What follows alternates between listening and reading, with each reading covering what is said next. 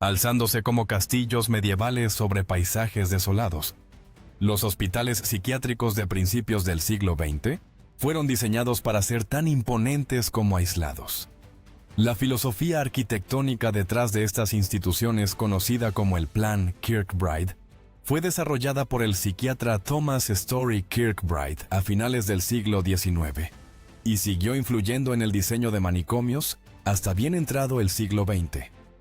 Estas estructuras colosales con sus altísimas agujas y sus extensas alas dispuestas en formación de alas de murciélago debían proporcionar lo que Kirkbride llamaba un aparato especial para la locura. En su tratado de 1854 sobre la construcción de hospitales para enfermos mentales, Kirkbride insistía en que el edificio mismo es un instrumento curativo. Esta filosofía influyó en la construcción de más de 70 manicomios en Estados Unidos, cada uno con un costo promedio de $2,5 millones de la época, equivalente a aproximadamente $60 millones actuales. El Hospital Estatal de Buffalo, diseñado por el renombrado arquitecto Henry Hobson Richardson en 1871 y en funcionamiento hasta bien entrado el siglo XX, ejemplificaba este estilo grandioso, pero a la vez intimidante. Sus enormes muros de piedra arenisca de Medina se extendían a lo largo de 670 metros de un extremo al otro, coronados por dos torres con remates de cobre, que se elevaban 56 metros hacia el cielo. El diseño de Richardson, que costó $3 millones en aquel entonces aproximadamente $50 millones hoy, presentaba elaborados detalles góticos victorianos que le valieron el apodo de El Castillo.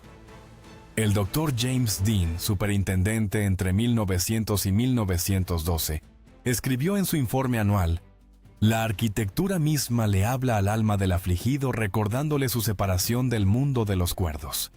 La construcción del hospital requirió más de 8 millones de ladrillos y empleó a 200 canteros durante 3 años. La leyenda local sostenía que el propio Richardson terminó ingresado en el manicomio de Milán, aunque en realidad murió en 1886 a causa de la enfermedad de Bright. La población de pacientes del hospital alcanzó su máximo en 1935 con 3.800 internos, pese a haber sido diseñado para albergar únicamente a 600. El Hospital Estatal de Worcester, en Massachusetts, reconstruido en 1901 tras un incendio, incorporaba lo que entonces se consideraban innovaciones modernas para el cuidado de los pacientes. Sus pasillos se extendían a lo largo de casi 1,5 kilómetros, con alas para pacientes dispuestas de forma lineal, una disposición que el superintendente, el Dr. Josiah Quimby, afirmaba que permitiría la correcta clasificación de los pacientes y evitaría la mezcla entre los distintos grados de locura. La realidad, sin embargo, era mucho más sombría. La exenfermera Elizabeth Clark, en su diario de 1918, describía las condiciones. Los pasillos resuenan de gritos por la noche, y el hedor de cuerpos sin lavar y ropa de cama sucia impregna cada rincón. Alojamos a 1.800 pacientes en espacios diseñados para 1.200. El tristemente célebre pabellón de los violentos del hospital, ubicado en el ala más apartada, recluía a los pacientes en celdas de apenas 1,8 por 2,4 metros. Una investigación de 1924 reveló que algunos pacientes habían permanecido confinados allí durante más de una década, sin haber pisado el exterior ni una sola vez. El Hospital Estatal de Danvers, encaramado en lo alto de Hawthorne Hill, en Massachusetts, se hizo tristemente famoso por su imponente arquitectura gótica y sus duras condiciones. Inaugurado en 1878, y con su población máxima alcanzada en la década de 1920. El inmenso edificio se extendía 520 metros de un extremo al otro, con una torre central visible desde varios kilómetros de distancia. Un informe de 1923, elaborado por la reformista social Dorothea Dix, describía las condiciones: 40 pacientes hacinados en dormitorios diseñados para 20, durmiendo sobre delgados colchones tendidos directamente en el suelo. Las paredes lloran de condensación y las ratas corretean abiertamente por los pabellones durante la noche. El arquitecto del hospital, Nathaniel Bradley, incorporó al diseño numerosos elementos simbólicos, entre ellos 13 torres que representaban las 13 colonias originales americanas y a Cristo con sus apóstoles. Los túneles subterráneos que conectaban todos los edificios sumaban más de 3 kilómetros de longitud y se utilizaban no solo para los servicios públicos, sino también para trasladar discretamente a los pacientes fallecidos hasta la morgue. Para 1939, la población de pacientes se había disparado hasta los 2.360 internos, con un solo médico por cada 250 pacientes. El Hospital Psiquiátrico de Greystone Park en Nueva Jersey, construido en 1876 y en funcionamiento hasta bien entrada la mitad del siglo XX, fue en su momento el edificio con la mayor base continua de los Estados Unidos, hasta la construcción del Pentágono. Su imponente edificio principal de estilo victoriano Segundo Imperio albergaba a más de 7.700 pacientes. En 1927, casi 5 veces su capacidad prevista. La exinterna Mary Jane Ward, autora de La fosa de las serpientes, describió el hacinamiento. Dormíamos cabeza con pies en filas tan apretadas que no se podía caminar entre las camas. El aire estaba cargado del olor de cuerpo sin lavar y desinfectante. La construcción del edificio requirió 19.080 metros cúbicos de piedra y casi 40 millones de ladrillos.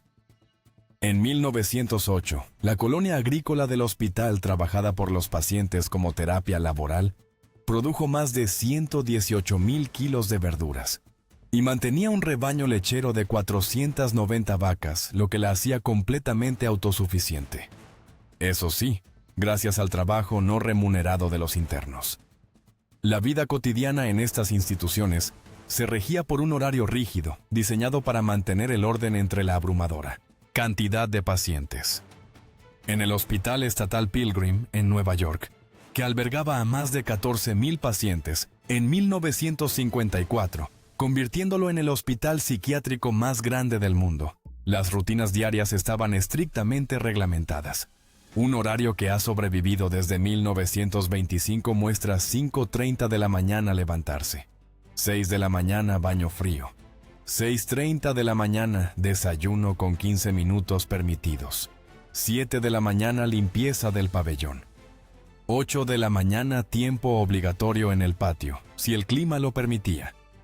El Dr. William J. Tiffany, superintendente entre 1931 y 1943, llevaba registros detallados que demostraban que los pacientes realizaban más de 100.000 horas de trabajo no remunerado al mes, valoradas en aproximadamente $25,000 en moneda de 1935. La enorme cocina del hospital preparaba 42.000 comidas al día, utilizando equipos de tamaño industrial, entre ellos una cafetera capaz de preparar 2.270 litros de una sola vez. La propia arquitectura estaba pensada para controlar el comportamiento de los pacientes. El asilo para lunáticos de Trans-Allegheny, en Virginia Occidental, construido con bloques de piedra caliza tallados a mano, presentaba largos corredores rectos que permitían al personal observar a los pacientes desde la distancia. El diseñador del edificio, Richard Andrews, incorporó lo que él llamaba arquitectura terapéutica: techos altos para favorecer la circulación del aire, grandes ventanales para aprovechar la luz natural y alas separadas para las distintas categorías de pacientes. La construcción comenzó en 1858 y se prolongó durante la Guerra Civil, época en la que el Ejército de la Unión la utilizó brevemente como puesto militar. La piedra caliza fue extraída por presos de la cercana penitenciaría de Mountsville, y cada bloque pesaba entre 90 y 360 kilos. Para 1938, la institución albergaba a 2.400 pacientes en un espacio diseñado para 250, lo que dio lugar a condiciones que el doctor Arthur Noyes describió en su informe de inspección como más apropiadas para albergar ganado que seres humanos. Los libros de registro de las instalaciones de 1924 revelan que los pacientes eran clasificados en 23 categorías distintas desde melancolía aguda hasta paranoia religiosa, con características arquitectónicas específicas diseñadas para cada grupo. El Hospital Estatal Mental de Camarillo en California, inaugurado en 1936, intentó romper con la tradición gótica adoptando un estilo de renacimiento colonial español, pero mantuvo los mismos principios de aislamiento y contención. Su extenso complejo de 600 hectáreas contaba con corredores al aire libre y patios interiores, que el superintendente, el Dr. Thomas Harris, aseguraba que aportarían beneficios terapéuticos gracias a la exposición al aire fresco y al sol. El músico de jazz Charlie Parker fue tratado allí en 1946, lo que contribuyó al apodo del hospital El Último Recurso, inmortalizado en la canción de los Eagles Hotel California. Sin embargo, el relato del exauxiliar James Miller de 1943 revela que el hermoso exterior ocultaba unas condiciones internas donde a menudo se dejaba a los pacientes sentados en su propia inmundicia, algunos encadenados a los bancos de los patios durante días enteros. El hospital mantenía su propio cuerpo de policía y de bomberos, y para 1957 albergaba a más de 7,000 pacientes atendidos por una plantilla de 1,800 personas. Las condiciones de vida variaban drásticamente entre los pacientes que pagaban y los que no. En el Hospital McLean, en Massachusetts, los pacientes adinerados disfrutaban de habitaciones privadas con sirvientes personales, mientras que en los pabellones públicos los internos dormían en dormitorios abarrotados. El poeta Robert Lowell, tratado allí en 1958, describió el contraste en su obra. Despertar en el azul mientras tu día vuelve más sombría mi atormentada ventana azul. Los cuervos se lamentan sobre el petrificado fairway. Ausencia, mi corazón se tensa, como si un arpón se preparara para la matanza. El doctor Edward Cowles, superintendente entre 1879 y 1904, justificó esta desigualdad en sus memorias de 1908. Las distintas clases sociales requieren acomodaciones diferentes para mantener su modo de vida habitual, lo cual es esencial para su recuperación. Los registros del hospital muestran que en 1912, los pacientes privados pagaban hasta $100 semanales, unos $2,600 en dinero de hoy, mientras que los pacientes financiados por el Estado le costaban a la institución aproximadamente $350 por semana. La grandiosidad arquitectónica de estas instituciones a menudo enmascaraba su verdadero propósito, lugares de contención más que de sanación. El Hospital Estatal de Traverse City en Michigan, con sus características agujas y ventanales góticos, fue descrito por la periodista Nellie Bly, tras una visita en 1919 como un palacio para los locos. El edificio contaba con más de 1,000 ventanas cada una con un diseño de arco único, y se requería un equipo de 4 vidrieros a tiempo completo solo para su mantenimiento. El sistema de calefacción de las instalaciones consumía 11,000 toneladas de carbón al año, suministradas a través de un ramal ferroviario propio. Sin embargo, el reportaje de denuncia que Bly publicó después revelaba: tras la fachada ornamentada se esconden pabellones donde los pacientes son atados a las camas, donde los sonidos del sufrimiento resuenan a través de ventanas con barrotes y donde la grandiosa arquitectura no sirve más que para recordar a sus habitantes su separación del mundo que se extiende más allá de los muros. Un expaciente que escribió bajo el seudónimo Paciente número 82, publicó en 1915 una serie de cartas en el Northern Express, en las que describía cómo la belleza del edificio se convierte en una burla cuando uno comprende que no es más que una jaula glorificada. El legado arquitectónico de estas instituciones va más allá de sus imponentes estructuras. El Hospital St. Elizabeth's en Washington, D.C., fundado en 1855 como el Hospital Gubernamental para los Insanos, fue pionero en el concepto de cabañas, en lugar de los tradicionales pabellones, para 1940. Su complejo incluía 112 edificios repartidos en 140 hectáreas. El arquitecto jefe del centro, Thomas U. Walter, quien también diseñó la cúpula del Capitolio de los Estados Unidos, incorporó características innovadoras como pabellones circulares que permitían a una sola enfermera observar a todos los pacientes desde una estación central. Entre sus pacientes célebres se encontraban el magnicida Charles Guiteau y el poeta Ezra Pound. El Dr. William Alanson, superintendente entre 1903 y 1937, escribió en sus memorias: «Estos edificios no son meros refugios, sino instrumentos de tratamiento cada ladrillo y cada piedra, colocados con el propósito de contener y controlar el caos de la mente enferma. Jaulas, agujas y aislamiento los siniestros tratamientos ocultos tras los muros de los manicomios. En los pasillos tenuemente iluminados de las instituciones psiquiátricas de principios del siglo XX, los médicos practicaban tratamientos que hoy parecen más cercanos a la tortura que a la terapia. El período comprendido entre 1900 y 1950 marcó una de las épocas más experimentales y controvertidas del tratamiento psiquiátrico, en la que los intentos desesperados de curar la enfermedad mental a menudo causaban daños irreversibles en la mente y el cuerpo de los pacientes. El célebre Hospital Real de Bethlehem en Londres, conocido coloquialmente como Bedlam, sirvió como modelo para muchas instituciones estadounidenses, donde los pacientes eran exhibidos hasta 1921 a los visitantes que pagaban entrada como si fueran atracciones de un zoológico humano. El Dr. Walter Freeman, quien más tarde sería conocido como el padre de la lobotomía en Estados Unidos, creía que la enfermedad mental era causada por emociones hiperactivas y que al cortar las conexiones que entraban y salían de la corteza prefrontal, los sentimientos del paciente se reducirían a un nivel más manejable.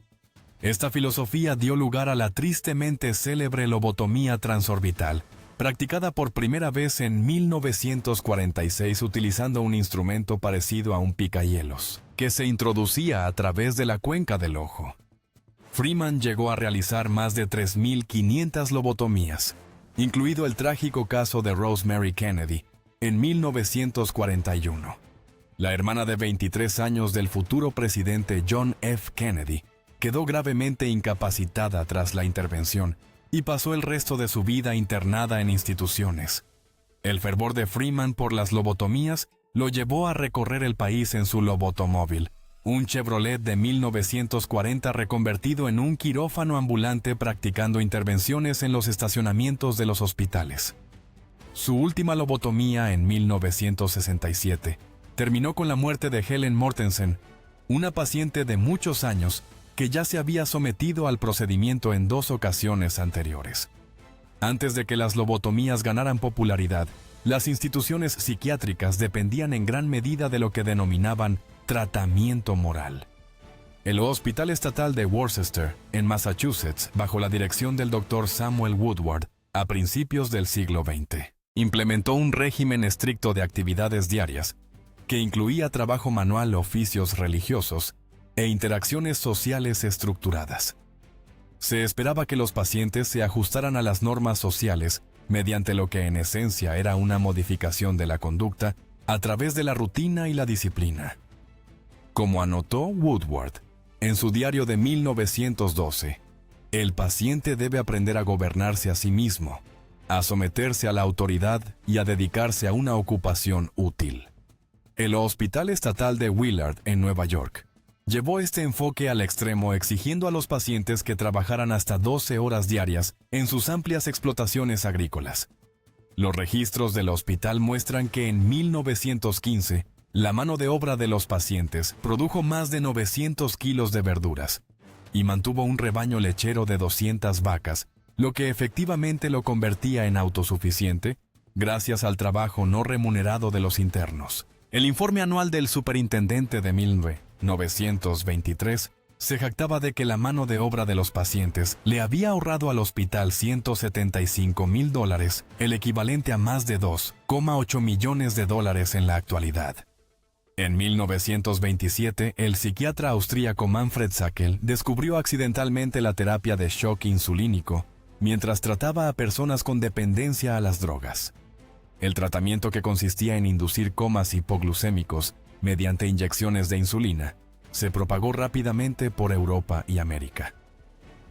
En el Hospital Estatal Pilgrim de Nueva York, entre 1936 y 1945 más de 2.000 pacientes fueron sometidos a la terapia de shock insulínico, con el Dr. Joseph Wortis reportando una tasa de curación del 88% en pacientes esquizofrénicos. Sin embargo, estas estadísticas fueron cuestionadas más adelante, cuando los estudios de seguimiento revelaron altas tasas de recaída y numerosas muertes debidas a comas prolongados. El Dr. Harold Bourne, una de las voces más críticas con el tratamiento, escribió en 1938: "No estamos tratando enfermedades, estamos tratando a seres humanos cuyos problemas no pueden resolverse poniéndolos en coma". A pesar de ello, el tratamiento continuó practicándose en instituciones como el Hospital Estatal de Creedmoor, donde solo en 1940 450 pacientes recibieron terapia de shock insulínico, con 17 muertes documentadas. Quizás el tratamiento más perdurable y controvertido fue la terapia electroconvulsiva TEC, desarrollada por primera vez por los psiquiatras italianos Ugo Cerletti y Lucio Bini en 1938. Su primer sujeto humano fue un ingeniero de 39 años, al que encontraron deambulando por las calles de Roma hablando un galimatías incomprensible.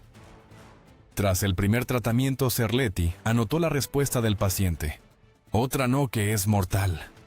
Pese a esta angustiosa súplica, el tratamiento continuó y el paciente finalmente mostró mejoría. Para 1940, la TEC se había extendido a Estados Unidos, donde se administraba sin anestesia ni relajantes musculares, lo que a menudo provocaba fracturas óseas a causa de las violentas convulsiones. El procedimiento se había probado inicialmente con cerdos en un matadero de Roma, donde Cerletti observó que el aturdimiento eléctrico previo al sacrificio inducía convulsiones, pero no mataba a los animales. Esta macabra historia de los orígenes fue detallada en las memorias de Cerletti de 1950, la historia del electrochoque. El Hospital Estatal Metropolitano en Massachusetts reportó haber tratado a 1.443 pacientes con TEC solo en 1944. El doctor Abraham Myerson, un destacado psiquiatra de la época, justificó los efectos secundarios del tratamiento, incluida la pérdida de memoria, afirmando en una revista médica de 1942: "Estas personas tienen más inteligencia de la que pueden manejar, y la reducción de la inteligencia es un factor importante en el proceso curativo". En el Hospital Estatal de Rockland, en Nueva York, el Dr. David Impastato desarrolló una eficiencia de línea de montaje para los tratamientos de TEC, llegando a procesar hasta 100 pacientes al día. Su artículo de 1944. La historia del primer tratamiento de electrochoque describía cómo se alineaba a los pacientes en camillas a lo largo de los pasillos del hospital, esperando su turno para el tratamiento. Las habitaciones de aislamiento, también conocidas como salas tranquilas o celdas acolchadas, eran un elemento habitual en la mayoría de las instituciones. El asilo Friends de Filadelfia conservaba registros detallados que mostraban que en 1915, el 40% de sus pacientes había pasado tiempo en aislamiento, con estancias que iban desde horas hasta meses. Las salas apenas tenían el tamaño suficiente para una sola cama, con paredes acolchadas con cuero relleno de crin de caballo o lona para evitar autolesiones. En el Hospital Estatal de Danvers, en Massachusetts, apodado El Castillo en la Colina, las salas de aislamiento del sótano se hicieron tristemente célebres por sus condiciones. Una anotación de 1921, en el diario del personal, las describía como calabozos donde la luz del día nunca penetra, y los desafortunados ocupantes están condenados a existir en un perpetuo crepúsculo. Las sujeciones físicas eran moneda corriente, con numerosos dispositivos patentados específicamente para uso psiquiátrico. La cuna útica, inventada en el Asilo Estatal de Lunáticos de Nueva York, era una cama encerrada en una jaula de madera, mientras que la silla tranquilizante, inventada por el doctor Benjamin Rush en el siglo anterior, siguió utilizándose hasta bien entrada la década de 1920. En el Hospital St. Elizabeth's de Washington, D.C., los registros de 1923 muestran que el 60% de los pacientes experimentaron algún tipo de sujeción física durante su estancia. El superintendente del hospital, el Dr. William Alanson White, defendió estas prácticas en su publicación de 1920 Esquemas de Psiquiatría, afirmando: la sujeción es a veces necesaria para la seguridad del paciente y de los demás, pero siempre debe recordarse que es una medida de último recurso. El Hospital Estatal de Nebraska introdujo el manguito, un dispositivo de cuero que envolvía por completo las manos del paciente y que fue ampliamente adoptado en todo el país tras su exhibición en la Feria Mundial de 1904. La hidroterapia era otro método de tratamiento popular que iba desde la inmersión prolongada en baños fríos hasta los chorros de agua a alta presión. El Dr. John Kerwin del Hospital Estatal de Lunáticos de Pensilvania escribió en 1918: la aplicación del agua en sus diversas formas ha demostrado ser uno de nuestros agentes terapéuticos más valiosos. A algunos pacientes se les mantenía en baños continuos durante días o incluso semanas, a menudo sujetos bajo cubiertas de lona con solo la cabeza al descubierto. En el Hospital Estatal de Buffalo, el Dr. John Pierce introdujo en 1902 la ducha de aguja, un dispositivo que disparaba finos chorros semejantes a agujas de agua alternadamente caliente y fría sobre los pacientes desde todas las direcciones. El informe anual del hospital de 1905 señalaba con orgullo que algunos pacientes recibían hasta 8 horas de hidroterapia al día. La falta de medicación eficaz hizo que los tratamientos experimentales proliferaran. En el Hospital Estatal de Donning, en Chicago, el Dr. Henry Cotton llevó adelante su teoría de que las enfermedades mentales eran causadas por infecciones corporales, lo que lo llevó a la extracción sistemática de dientes, amígdalas y diversos órganos internos de los pacientes. Entre 1919 y 1921, realizó más de 1,000 cirugías con una tasa de mortalidad del 30%, aunque siguió afirmando que tenía éxito en la curación de las enfermedades mentales mediante este enfoque. Su trabajo recibió un sorprendente respaldo del estamento médico, y el Hospital Estatal de Nueva Jersey en Trenton llegó a adoptar sus métodos. El propio hijo del Dr. Cotton requeriría más tarde atención psiquiátrica, y en una trágica ironía, le extrajeron todos los dientes siguiendo las teorías de su padre. La práctica continuó hasta la muerte de Cotton en 1933, pese a las crecientes pruebas de su ineficacia y de su carácter dañino. A medida que avanzaba el siglo, estos tratamientos comenzaron a enfrentarse a un escrutinio cada vez mayor. Para 1940, el American Journal of Psychiatry había publicado varios estudios críticos que cuestionaban la eficacia de la terapia de shock insulínico y de las lobotomías. Sin embargo, ante la falta de alternativas eficaces, muchas instituciones continuaron con estas prácticas hasta bien entrada la década de 1950, dejando un legado de trauma que con el tiempo serviría de catalizador para el moderno movimiento de reforma de la salud mental. El testimonio de la expaciente Frances Farmer, una actriz de Hollywood, internada en la década de 1940, contribuyó a sacar a la luz pública estas prácticas. Sus memorias. Llegará realmente la mañana, publicadas póstumamente en 1972, ofrecían un escalofriante relato en primera persona de aquellos tratamientos, incluida su experiencia con la terapia de shock insulínico en el Hospital Estatal del Oeste, en Washington, desenmascarando la locura, el lado oscuro del tratamiento psiquiátrico para las mujeres. En los pasillos tenuemente iluminados de los manicomios de principios del siglo XX, las voces de las mujeres resonaban contra los muros victorianos, y sus historias quedaban a menudo enterradas bajo diagnósticos de histeria femenina y locura moral. Entre 1900 y 1950, las mujeres representaban casi el 75% de la población de los manicomios en Estados Unidos y Europa, y sus ingresos derivaban con frecuencia de comportamientos que desafiaban las rígidas normas sociales de la época. El Hospital de Pensilvania para Insanos informó en 1907 que de 1.432 pacientes 987 eran mujeres, y que la histeria figuraba como diagnóstico principal en más del 40% de los ingresos femeninos. El doctor Benjamin Rush, considerado el padre de la psiquiatría estadounidense, había sentado anteriormente las bases de este enfoque sesgado por género de la salud mental, escribiendo en su Tratado Médico de 1812 que la sensibilidad natural de las mujeres las hacía más propensas a la locura. Su influyente obra, Indagaciones médicas y observaciones sobre las enfermedades de la mente, incluía descripciones detalladas de tratamientos específicos para mujeres, entre ellos la silla tranquilizante de su invención, que se utilizaba desproporcionadamente en pacientes femeninas.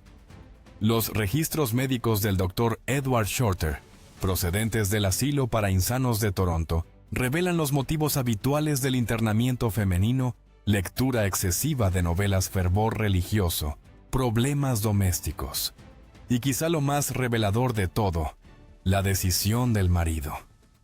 En 1908, Elizabeth Parker, de 23 años, fue ingresada por su esposo por leer demasiadas novelas y negarse a cumplir con los deberes conyugales. Permaneció internada durante 8 años hasta su muerte por tuberculosis en 1916. Los detallados registros de pacientes del asilo muestran que las mujeres que leían novelas sensacionalistas eran un blanco particular, y el Dr. Shorter señalaba el caso de una paciente, Mary Adelaide Henderson, que había sido internada en 1910 por leer novelas baratas de terror y expresar opiniones inusuales sobre el sufragio femenino. La escritora Louisa May Alcott, aunque nunca fue internada, escribió sobre este fenómeno en su obra menos conocida. Tras la máscara, afirmando: lo llaman locura cuando la mente de una mujer intenta liberarse de las cadenas del tedio doméstico. El célebre caso de Alice Mitchell en el asilo estatal de Buffalo, en 1909, ejemplifica las prácticas psiquiátricas de la época basadas en el género. Mitchell fue internada por mostrar tendencias masculinas y un interés inapropiado por las actividades mecánicas. Su historial médico, descubierto en 1980, contenía su súplica desesperada: no estoy loca, simplemente deseo estudiar ingeniería. ¿Es esto realmente una señal de demencia? Pasó 17 años recluida y finalmente murió de neumonía. Los registros del asilo revelan que Mitchell fue sometida a tratamientos de hidroterapia 3 veces por semana, que consistían en inmersiones prolongadas en agua helada para enfriar su ardor antinatural por las ocupaciones masculinas. Su caso fue citado por el Dr. William A. White en su libro de texto Esquemas de Psiquiatría, como un ejemplo de inversión sexual que conduce al desarreglo mental. La historia de Mitchell inspiró varias publicaciones feministas clandestinas, entre ellas Madre Tierra, de Emma Goldman, que en 1915 publicó un artículo anónimo titulado La fabricación de mujeres locas. La popularización de la neurastenia en las mujeres por parte del Dr. George Miller Beard encontró seguidores entusiastas entre el estamento médico. Su tratado de 1881 la describía como una dolencia claramente femenina causada por las tensiones de la civilización moderna sobre el sexo más débil. Para 1910, este diagnóstico se había vuelto tan habitual que el Hospital Estatal de Massachusetts informaba de que el 40% de sus pacientes femeninas eran ingresadas bajo esta categoría. El superintendente del hospital, el Dr. James Howard, llevaba estudios de caso detallados, incluido el de Catherine Bartholomew, una sufragista internada en 1912 por histeria política y excitación antinatural por los derechos de las mujeres. El diario personal de Howard, descubierto en 1975, reveló su convicción de que la mujer que pretende salirse de su esfera natural cortejará invariablemente el colapso nervioso. La propia y desgarradora experiencia de Charlotte Perkins Gilman con la cura de reposo del Dr. Silas Weir Mitchell se convirtió en una poderosa denuncia del tratamiento psiquiátrico aplicado a las mujeres. Durante el mes que duró su tratamiento en 1887, fue confinada a la cama con prohibición de leer, escribir o incluso de tener en brazos a su bebé. El tratamiento prescrito por Mitchell, detallado en su libro de 1877, Grasa y sangre, incluía la alimentación forzada con comidas copiosas y la privación intelectual absoluta. Gilman escribiría más tarde en su autobiografía, La vida de Charlotte Perkins. Gilman: volví a casa y obedecí aquellas instrucciones durante unos 3 meses y me acerqué tanto al borde de la ruina mental absoluta que pude asomarme al otro lado. Su relato corto. El papel amarillo le fue enviado al propio Mitchell, quien según se cuenta jamás respondió. Virginia Woolf, sometida a un tratamiento similar, describió los métodos de Mitchell como peores que cualquier tortura del potro. Los registros de admisión del Hospital Estatal de Nebraska de 1915 revelan un perturbador patrón de internamientos basados en el género. Las mujeres tenían 3 veces más probabilidades que los hombres de ser internadas por locura moral, un diagnóstico que abarcaba todo, desde leer literatura sospechosa hasta llevar pantalones. El caso de Josephine Crawford es particularmente llamativo. Fue internada tras intentar abrir un taller de reparación de bicicletas, considerado una ocupación impropia del temperamento femenino. Su historial médico, que abarca 847 páginas, documenta repetidos intentos por curarla de sus intereses mecánicos mediante métodos que incluían la hidroterapia, la alimentación forzada y finalmente una intervención quirúrgica.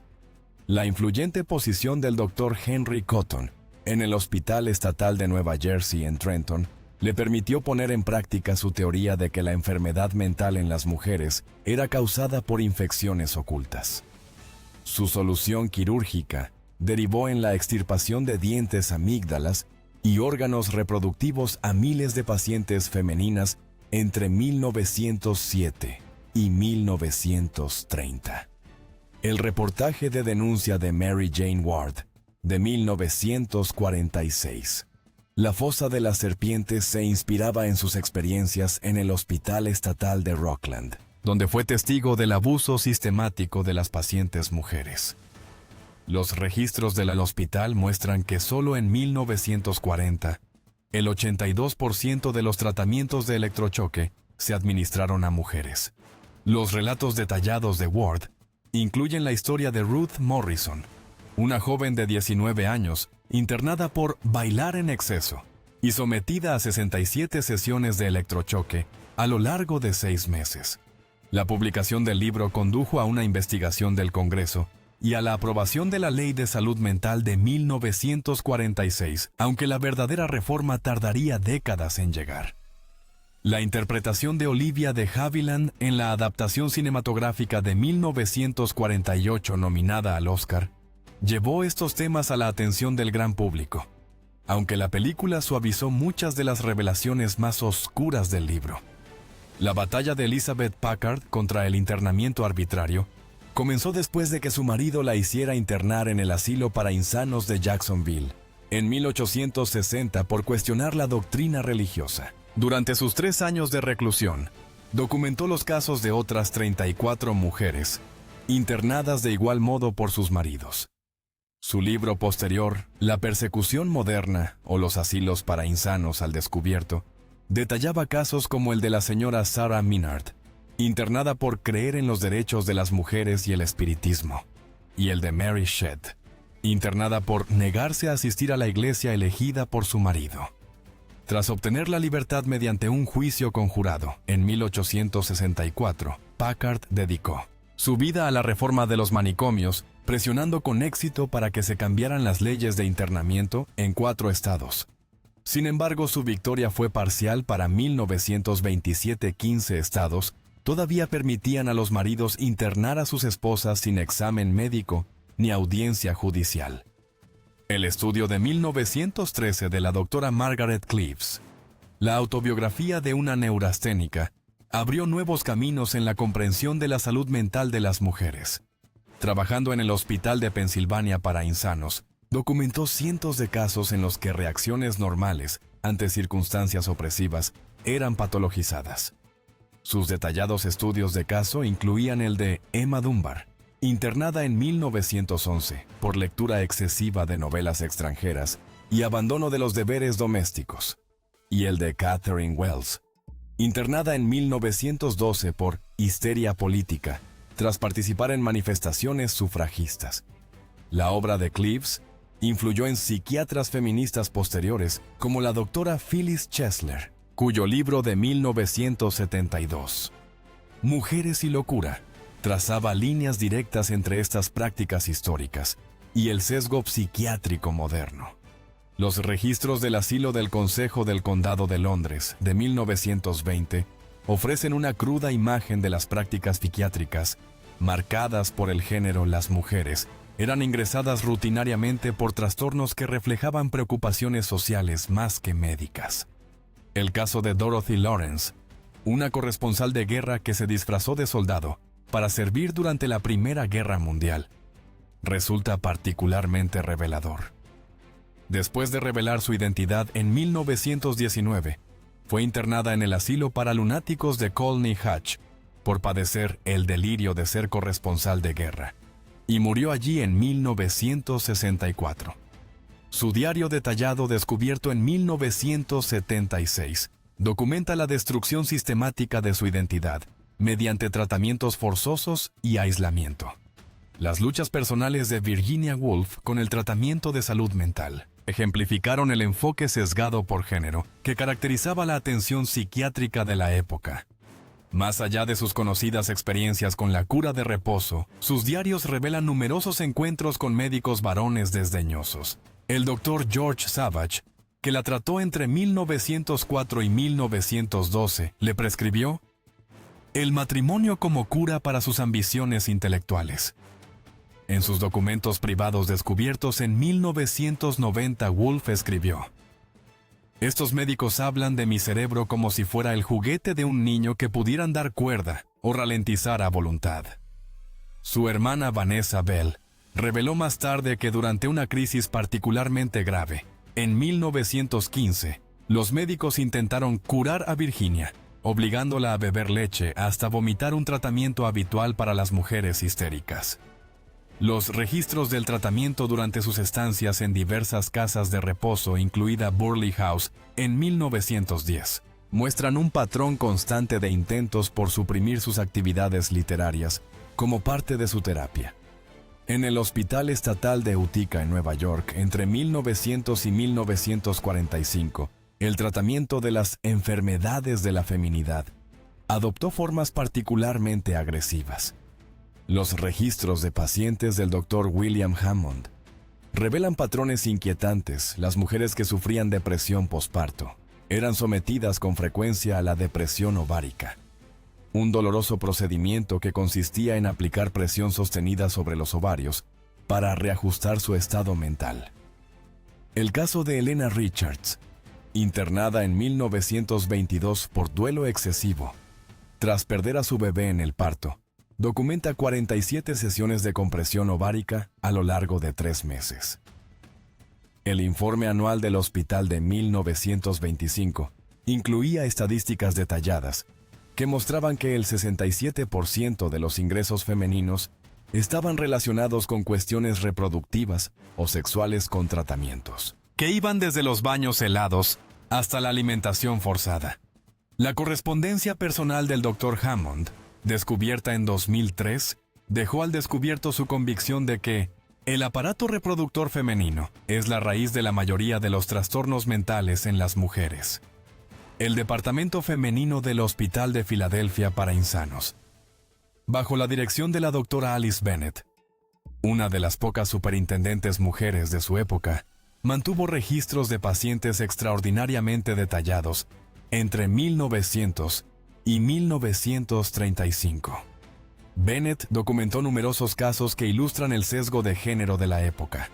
El expediente de Sarah Thompson contiene observaciones diarias que se extienden a lo largo de 432 páginas y que revelan cómo su duelo excesivo tras la muerte de su hijo fue tratado como una forma de demencia y no como un luto natural. Los archivos del hospital conservaban cartas de Thompson jamás entregadas a su familia, en las que describía los tratamientos que padecía. Hoy me han mantenido bajo el agua fría hasta que dejé de llorar. Dicen que mis lágrimas son un síntoma de mi locura. Pero ¿cómo no va a llorar una madre por su hijo? Su caso fue citado más tarde por el Dr. Karl Menninger en su obra El hombre contra sí mismo como un ejemplo de cómo las instituciones psiquiátricas confundían a menudo respuestas emocionales normales con enfermedades mentales.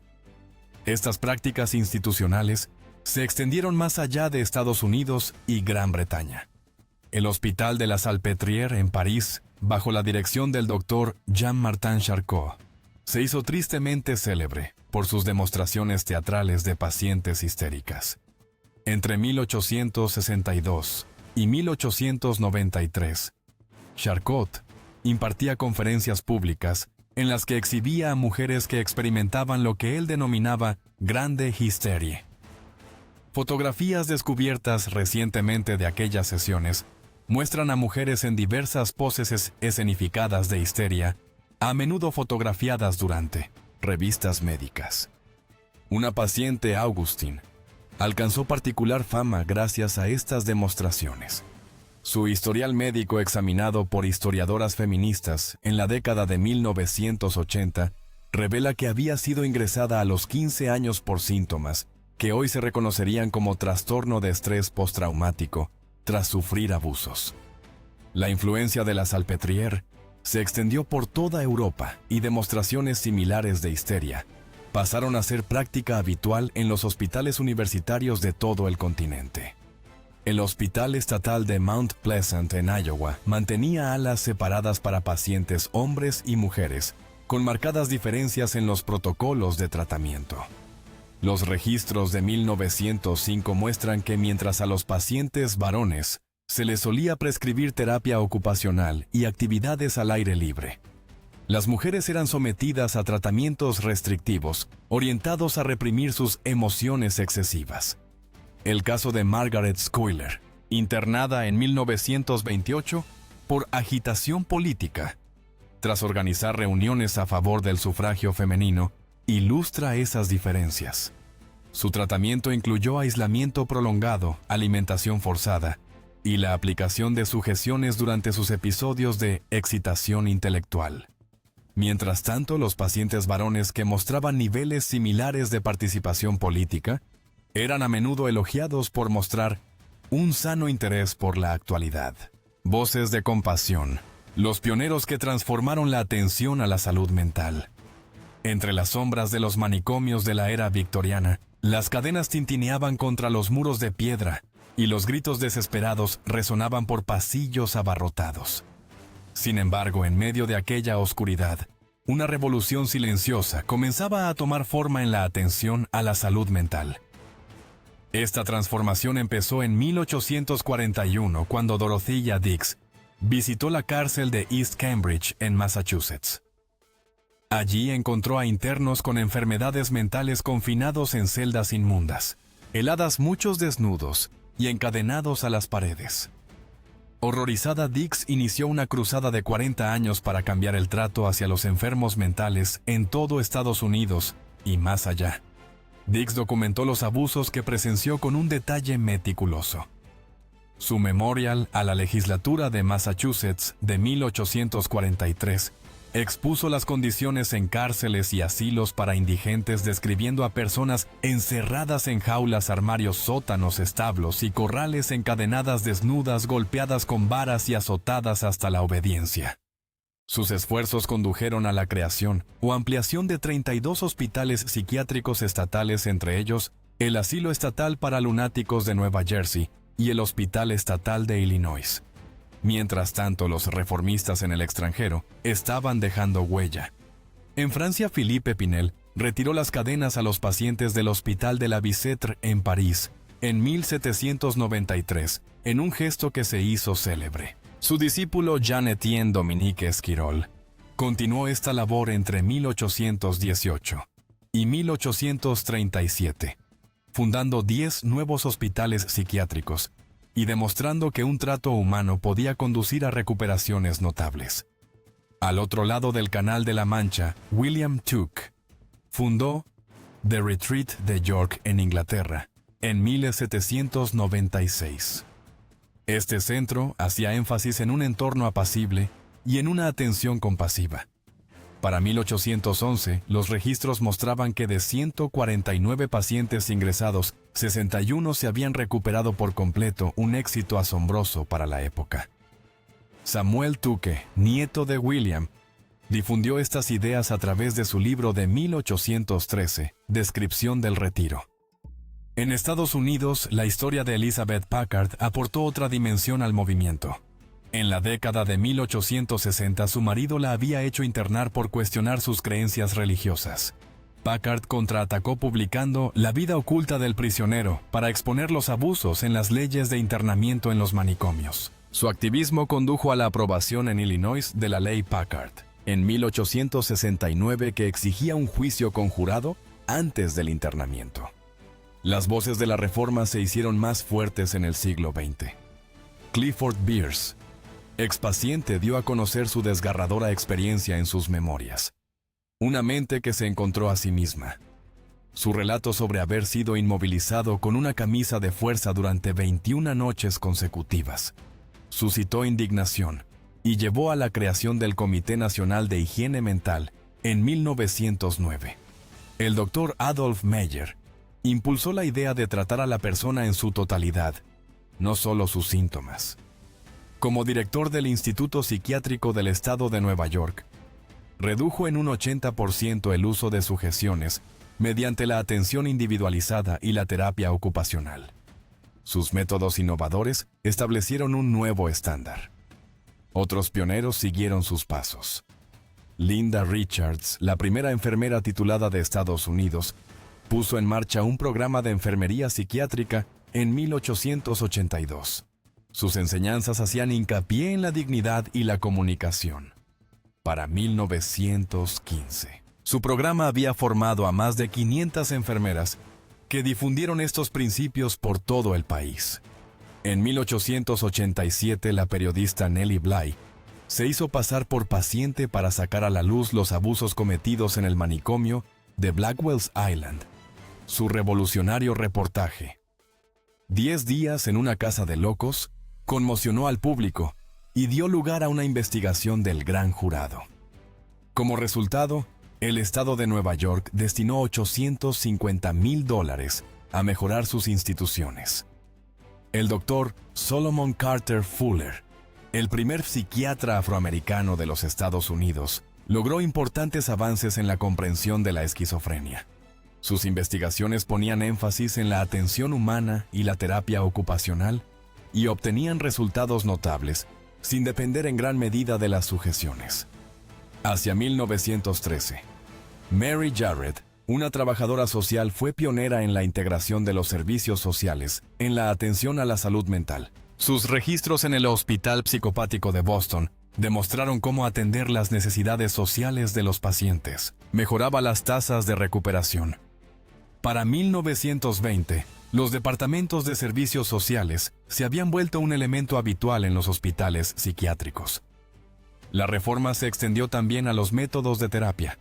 La doctora Anna Besant Taylor introdujo la terapia de grupo en el Hospital St. Elizabeth's en 1904. Descubrió que las actividades estructuradas y la interacción social reducían la necesidad de sedación. Para 1920, sus métodos se habían adoptado en todo el país. Los esfuerzos combinados de estos reformistas transformaron la atención a la salud mental, sustituyeron las cadenas por la compasión y demostraron que la recuperación era posible con dignidad y cuidados. Su labor sentó las bases de los avances que llegarían a mediados del siglo XX. Al adentrarnos en las sombras de la historia, estos muros guardan susurros tanto de tragedia como de transformación. Desde los infames pasillos de Bedlam hasta los extensos terrenos de las instituciones de tratamiento moral del Dr. Thomas Kirkbride. El siglo XX marcó un momento crucial en el que estas casas de locos iniciaron su lenta metamorfosis de lugares de reclusión a centros que intentaban sanar. Recordemos como dijo en su momento el psiquiatra Franco Basaglia: el manicomio no es una fortaleza que conquistar, es un error que corregir. Y corregir es lo que hicimos.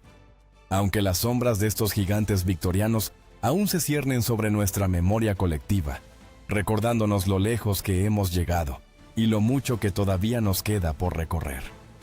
Gracias por acompañarme en este viaje por los pasillos del ayer. Hasta la próxima, sigan explorando los rincones ocultos de la historia.